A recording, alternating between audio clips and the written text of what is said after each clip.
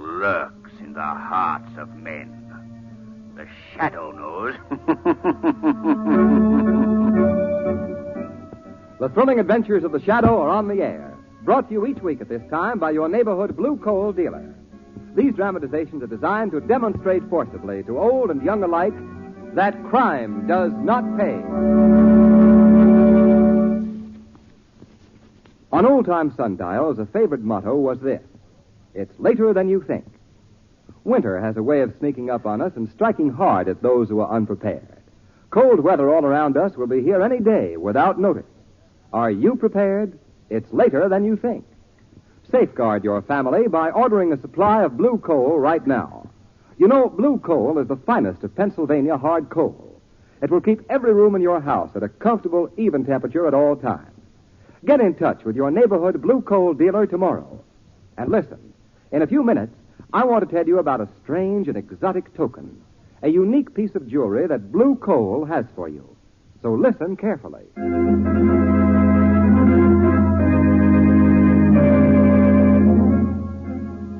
The Shadow, mysterious character who aids the forces of law and order, is in reality Lamont Cranston, wealthy young man about town. Several years ago in the Orient, Cranston learned a strange and powerful secret. The secret of hypnotic power to cloud men's minds so that they cannot see him. Cranston's friend and companion, the lovely Margo Lane, is the only person who knows to whom the voice of the invisible shadow belongs. Today's drama, The Ring of Light.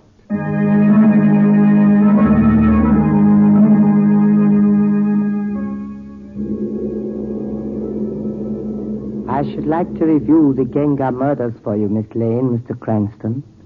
I assure you it will require no longer than we will take to finish this cup of tea. I'm glad you left me out of that tea business, Shan. I know all I want to know about the Ganga murders. It kept me up all night long. But I'm afraid you cannot know very much about the real reason for the killings, Commissioner Weston, without some knowledge of the history of the Ring of Light.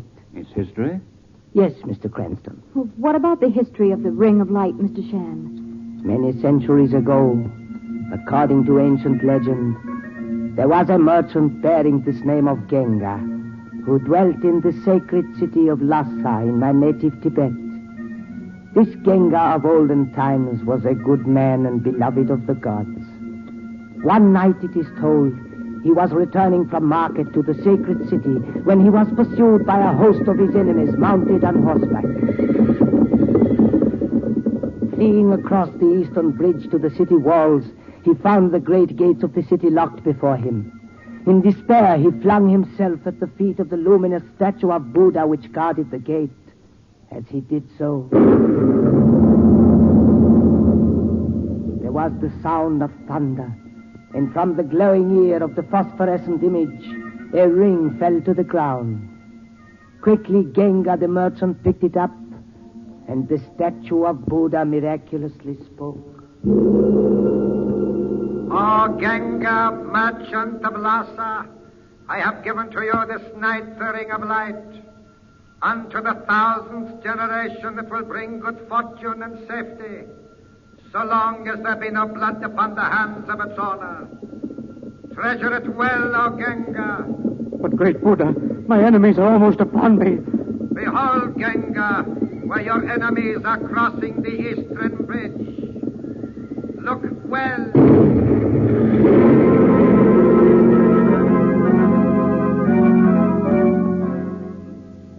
And the legend has it that the vast bridge collapsed, destroying every man of Ganga's enemies. Well, it doesn't mean much to me. Does it to you, Cranston? I'm afraid it means quite a good deal, Commissioner. And was this merchant the ancestor of the modern Gangas, Mr. Shan? Yes, Miss Lane. Many centuries have passed since, bringing wealth and glory to the Ganga family, which eventually immigrated to America. One of the Gangas of the present generation was my partner in the firm of Ganga and Shan of this city, importers of precious gems.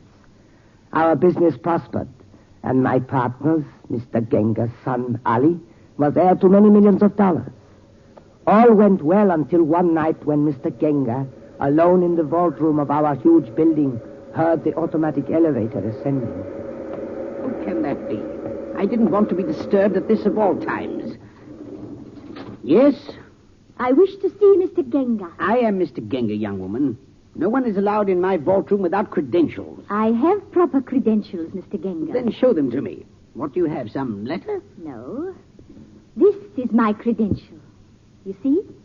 A revolver. A revolver. It is the only credential I can show. Oh, no. Hassan, help me! Please!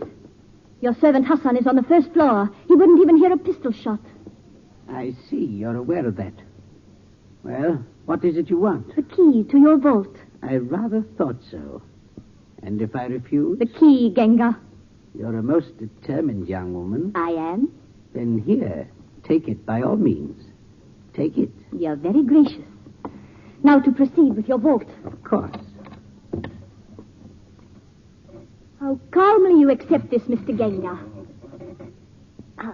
My jewels, dear lady, are in the left-hand compartment. I know that. But my interest happens to be in this very ordinary copper box right here. No, that you cannot touch. Really? I will not let you have the ring of light. I shouldn't be rash if I were you. I have nothing to lose by killing you, you know. I only know you cannot have what that box contains. Sorry, but I must, Mr. Ganga. Your life, Mr. Ganga, for this copper box. Of course, you didn't really give your life for this silly box. You died for the ring of light which it can... Where is it? No, this can't be. Ganga, don't die. No, you're dying for nothing. The ring of light, it's gone.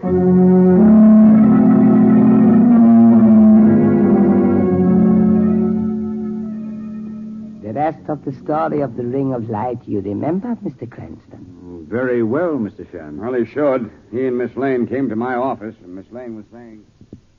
Mr. Weston, I don't give a hang if your criminals have a new union and are working in 24-hour shifts. We are all three going to the theater tonight. No, Margo. No? The commissioner is a very busy man. That's right, Lamont. I am a... Oh, I see. Being smart, huh? Well, let me tell you, every time I try to leave this office early, somebody knocks on the door. But it never happens when you two are around. Someone just did knock on the door, Commissioner. Just a minute. I was talking to Mr. Cranston before you... Wait a second. I thought I heard a knock on the door. What are you laughing at? Commissioner Weston, is he in here? Yes, he's in here. Matter of fact, I'm Weston. I am Ali Ganga. The small world. My father you have heard of, I think. He was Mr. Ganga of Ganga and Shan. Was? Isn't Mr. Ganga still in business? My father is gone. Gone? Dead? I do not know, but last evening he vanished from the vault room of our building. Vanished? Did you say vanished? Yes. His old servant, Hassan, phoned to me the news this morning. He phoned to you the news, did he? Well, that's just great. And where was his partner, Mr. Shan, all this time? Mr. Shan has been for some time ill in his home in the mountains. Well, was anything stolen? Yes. There was something stolen. What was it? It is difficult to say. I should like this kept in strictest confidence. You see, my father was in possession of a ring. Who slammed that door? The lights have gone out. Stay where you are, everybody. Don't move an inch. Lamont, look, there against the window. What is it? Why, it's a perfect circle of light. Look out, Weston. Oh. What was that? We'll need the lights to see. Look, it's a knife. Sticking up in your desk. There is a note pinned to it. Could I see what it says? We'll all see. Yeah. Listen to this, Weston. Yeah? It says, let those with blood on their hands remain silent. That's strange. It is most strange. I must go to the Ganga and Shan building immediately. It is most important that I reach my father's vault room as quickly as possible.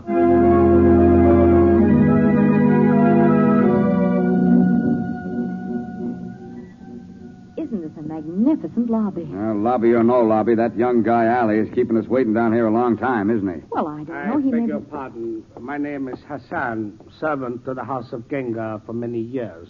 Young Master Ali will be down from the vault room presently. Oh, yes, of course. Thank you. Oh, Hassan, you were Ali's father's devoted servant. You must know something about his disappearance. This alone I can say. Even in this far-off land, the hand of the Buddha of Lhasa has struck. What was that? Sounds like young Ali. Let's get up there. Something tells me that vault room is a very unhealthy place right at this moment.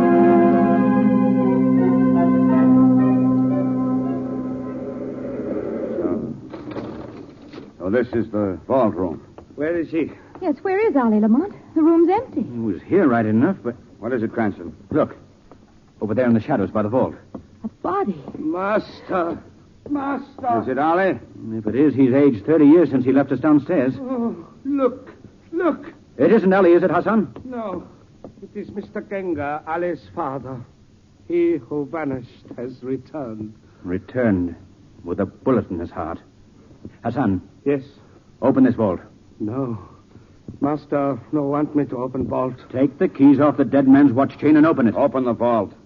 All right, but you have heard my warning. Come on. Look, who is it? This time it's the son Ali, all right. They've killed him too, Weston. I had an idea there'd be something in this vault worth seeing.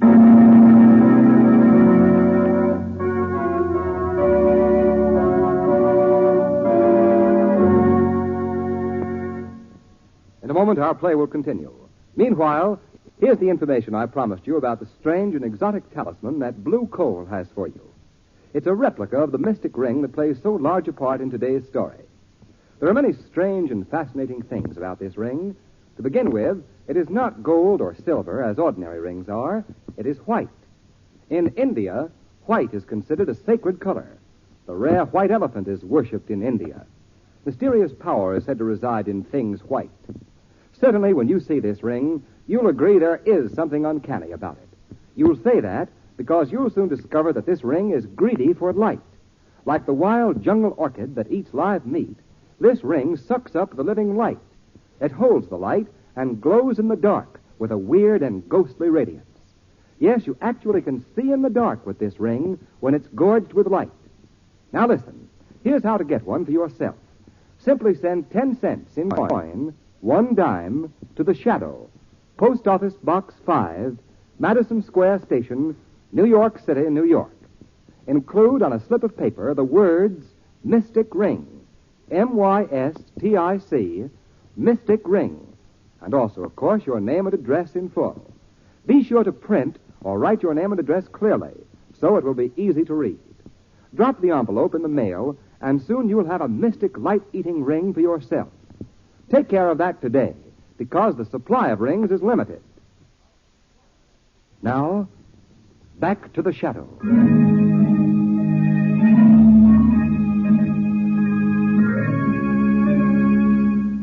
Hassan, no stay. He no stay here. Mr. Ganga come back dead. Now young Master Ali dead too. Mr. Shan will be next. Hassan is afraid. He no stay. Wait a minute, you. Hassan. Let him go, Weston. He won't go far. Look at this, Weston. The killer used a knife this time. What about it? Nothing. Except it's a perfect match of the dagger that was sticking in your desk. What? Look it over. I'd like to wander around a bit. Lamont. Yes, Margo. Look at this. I found it over there in the corner. It's a girl's handkerchief. Girl's handkerchief? Yes. Well, let me see that, Margo. And it's monogrammed, too. You see, K.I. K.I. Now, I wonder... What's that? What, Lamont? I smell something burning. Listen. That's fire, all right. We better get out of here. Just a minute, Weston. Whoever set that fire doesn't want us to find something in this room. We've got to work fast, but we can't let them scare us away. Cranston, sometimes I... say, what's this? What? Letter in Ali's billfold. Addressed to Miss Kara Iltot, 421, Northset Road. Kara Iltot, eh? That would be our initials, K.I. Oh, the light is breaking through. And so's the fire, Miss Lane. I tell you, we got to get out of here. All right, you two leave by the fire escape. I'll meet you in the car. What are you going to do? I think our friend Hassan is still in this building. And if he is, we two have something to talk over.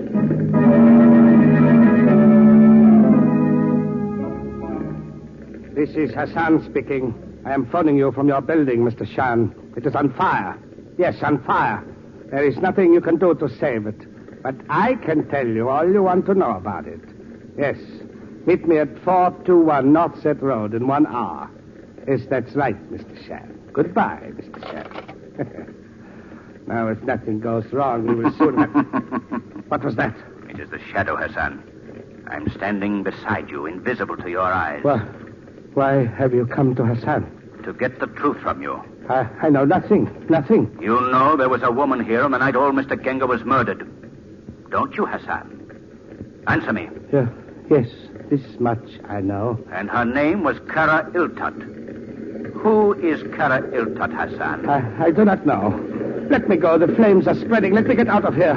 I set this fire to get Mr. Cranston and Weston and Miss Lane out of the building, but it will get me and you too, voice, if we don't hurry. The fire is spreading, but you will not leave until I have the truth. Tell me, Hassan. I will tell you. I will tell. Kara Iltat was secretly engaged to young Master Ali Ganga, but his father knew nothing of her. She came here the day of the murder. She paid me well to let her up to the vault room, and when she came down, she left orders with me to set fire to this building if the police ever tried to examine that room upstairs. That is all. All I know. I see. You have kept this from the law, Hassan. I warn you that the shadow will be watching you. I must go now. I will let you escape from the fire you set. But next time, Hassan, you will not escape.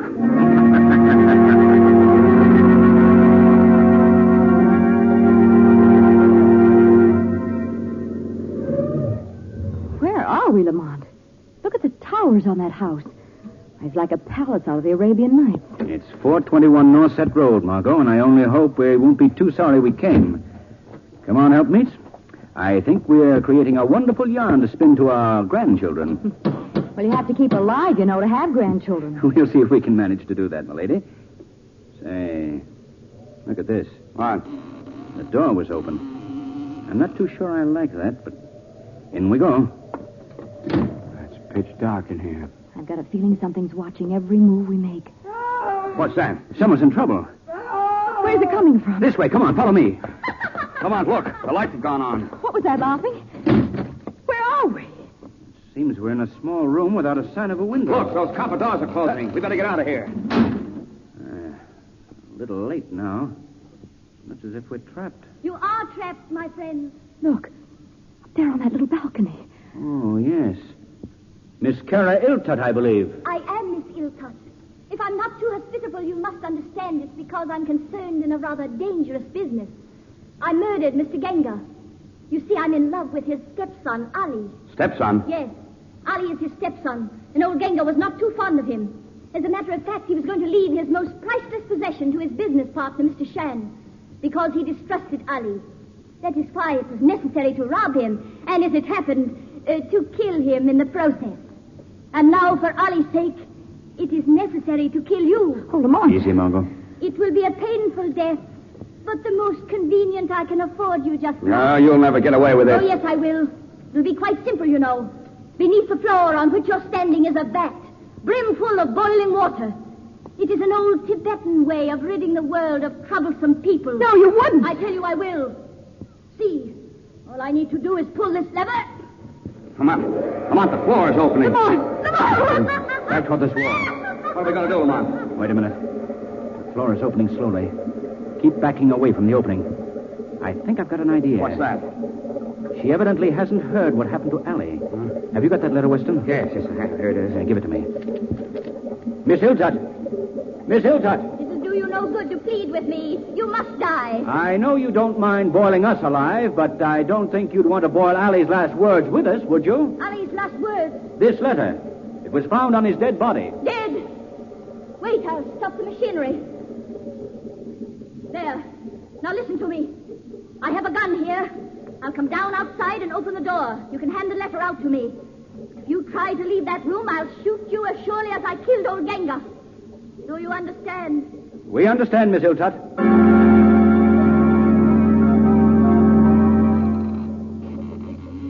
Hand me the letter. I will not open the door another inch. You hear me in there? Where is the letter? I'll take that gun, Miss Iltut. Grab her, Cranston. Oh, no, not quite as quickly as all that. Lamont, she's getting away. I don't think she'll get too far. Unless I'm badly mistaken, she still has another victim to deal with before she leaves this house. Then we've got to stop her, Cranston. Just as fast as we can. Where'd that come from? Up there from the towers of the house. Someone's in agony. I think I see it all now. Weston. Yes. I want you to stay here with Margo for a few moments while I see what occupies our murdering lady friend.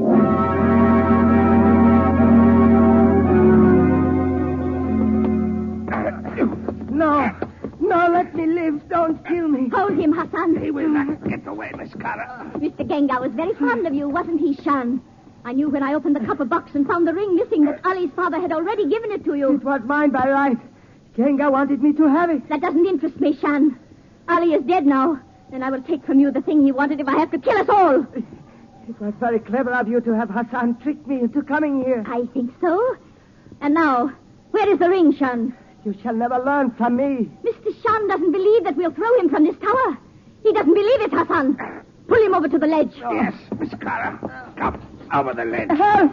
Help! Obey me, Hassan. Yes, Miss Clara. I try. But he's an old man. Surely you could push him over. I cannot move him. It is as if someone were holding him. There is nothing I can do. Someone were holding him. Someone does hold him, Carril Tut. Who speaks? The shadow. Your days of murder are over. And you, Hassan, I warned you once. Now you will pay for your crime. No.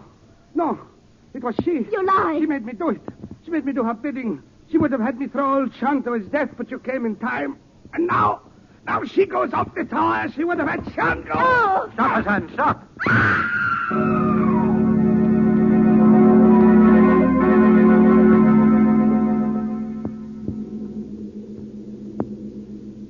And so my life was saved, and Hassan is now imprisoned on charge of murder.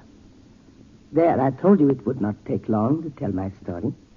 And you see, we have scarcely finished our cup of tea. But still I don't understand who killed poor Ollie. That is very easily explained, Miss Lane. Yes, very easily. By the way, Mr. Shan, your drawing room is quite charming. But I think it rather spoils the symmetry to have those 2 daggers missing from the weapon rack over the fireplace. You know where those 2 daggers are, don't you, Mr. Cranston? Yes. One of them is sticking in Weston's desk, where you threw it to warn Allie not to report the theft of the ring to the police. The other? It couldn't be sticking in Ollie's back, that other one, could it? You killed him, Mr. Shan. Yes, Miss Lane, I killed him. And now, Mr. Cranston, will you switch off the light? No tricks now. There will be no tricks. There, Mr. Shan? Thank you. Please, now, will you open the door of the little shrine on the table? Yes, Mr. Shan. The ring of light. So it is. Yes, the gift of Buddha to the house of Ganga. It was mine by right. But I realized that Ali would never let me keep his father's gift in peace, so I killed him. When I opened the vault to put his body in it, I found my partner there, shot to death. And I was content that I had killed the evil son who had plotted old Ganga's murder with Kara Iltot. It was still murder you committed, Mr. Shan. You know that? Oh, yes, I know. I did it to keep the ring. But the ways of Buddha are wise, Mr. Cranston. Too late did I remember the legend. What do you mean, Mr. Shan? The ring is in my possession, but it will bring me no good fortune. I own the ring, but there is blood on my hands. I am lost, according to the words of Buddha. You know what the police will do to you for this, Shan. No, I have already paid for my sins, Weston. Your cups of tea were not as mine. Mine has the poisonous smell of bitter almonds, the smell of prussic acid. I will account only to my ancestors, Commissioner. Turn on those lights. Mr. Shan. Mr. Shan. He's dead, Weston. And he's smiling at the ring of light.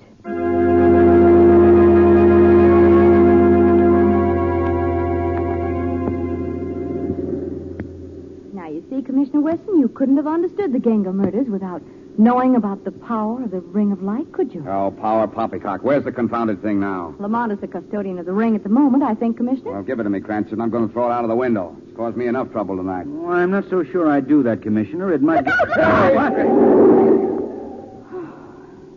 Well, from now on, we're living on borrowed time, eh, Commissioner? How did we ever come through that one alive? Now, don't go making something out of it. Why, I'd have sworn there wasn't room for 2 cars to pass each other back there. All right. We're both doing around 50, Weston.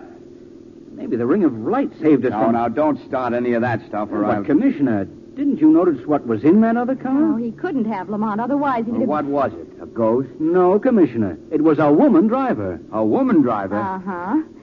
By the way, here's the ring of light, Commissioner. Do you want to throw it away? Yeah, you know, it's a pretty little thing. It doesn't take up any room, does it? And, besides, I could use a little luck when I try to explain to the missus why I've been out all night.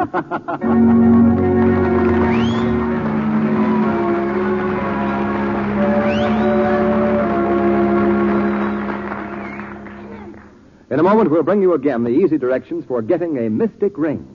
So have paper and pencil ready. First, I know you'll be interested in hearing from Blue Coal's distinguished home heating expert, John Barclay. Mr. Barclay. Thank you.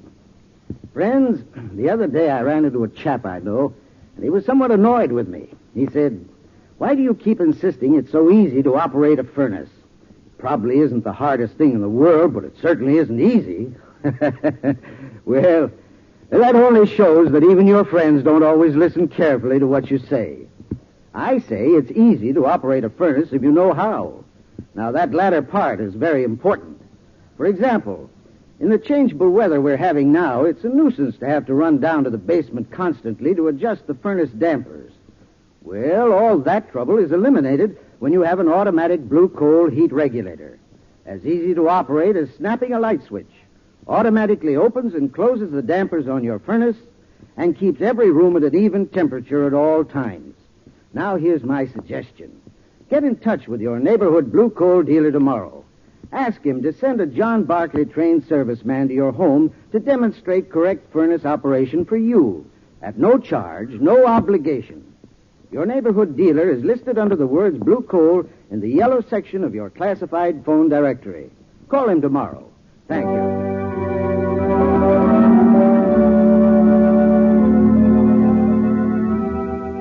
The characters' names, places, and plot of today's story are fictitious.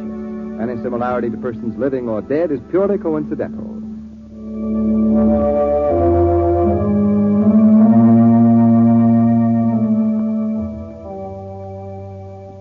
The mysterious East beckons to you.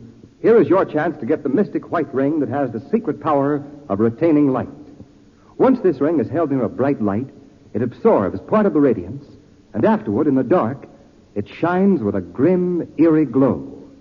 Get one of these rings for yourself by sending 10 cents in coin to The Shadow, Post Office Box 5, Madison Square Station, New York City, New York. Be sure to include your name and address, printed or written clearly. Do this at once, because the supply is strictly limited. Send 1 dime in an envelope with your name and address and the words Mystic, M-Y-S-T-I-C, Mystic Ring, to The Shadow, Post Office Box 5, Madison Square Station, New York City, New York. Do that today. This ring will be a bond between you and the Shadow, who says, "The weed of crime bears bitter fruit. Crime does not pay. The Shadow knows." Next week, same time, same station, your friendly blue coal dealer brings you another strange and thrilling adventure in the Shadow's daring battle against the forces of evil. Be sure to listen, and be sure to phone your neighborhood blue coal dealer for greater heating comfort at less cost. Remember, keep the home fire